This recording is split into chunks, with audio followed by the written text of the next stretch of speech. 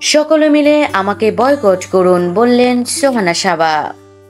আলো আসবে গ্রুপ কাণ্ডে আলোচনায় আসার পর থেকেই সামাজিক যোগাযোগ মাধ্যমে একের পর এক স্ট্যাটাস দিয়ে যাচ্ছেন অভিনেত্রী সোহানা সাবা। তার এই সকল স্ট্যাটাস, ভাবনা, মন্তব্য নিয়ে গণমাধ্যমেও বিভিন্ন শিরোনামে সংবাদ প্রচার হচ্ছে। বিষয়টি মোটেও ভালোভাবে নিচ্ছেন না এই অভিনেত্রী।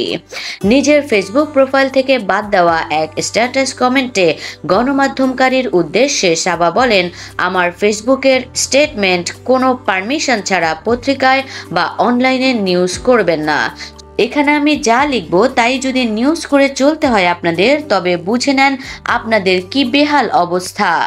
এরপর নিজের ফ্রেন্ড লিস্ট থেকে অনেক সাংবাদিককে ছেঁটে ফেলেছেন উল্লেখ করে এই অভিনেত্রী বলেন, আমার জানা মতে 2 থেকে 3 জন মিডিয়া কর্মী বাদে সকলেই প্রোফাইলের ফ্রেন্ড লিস্ট থেকে ডিলিট করেছি এবং আরও করব। আপনারাও সকলে মিলে আমাকে বয়কট করুন। নিজেদের এতটুকু আত্মসম্মানবোধ আপনাদের থাকা উচিত। এর আগে এই স্ট্যাটাসে পূজা মণ্ডপের কয়েকটি ছবি প্রকাশ করে সোহানা সাবা লেখেন, আমার বড় খালামণির বাড়ি ঢাকেশ্বরী মন্দিরের পাশেই। প্রতি বছর পুজোতে আমরা সব কাজিনরা মিলে মন্দিরে গিয়ে নাচ করি। বাড়িতে ফিরে নামাজ রোজা মিস হয়নি কারোরই।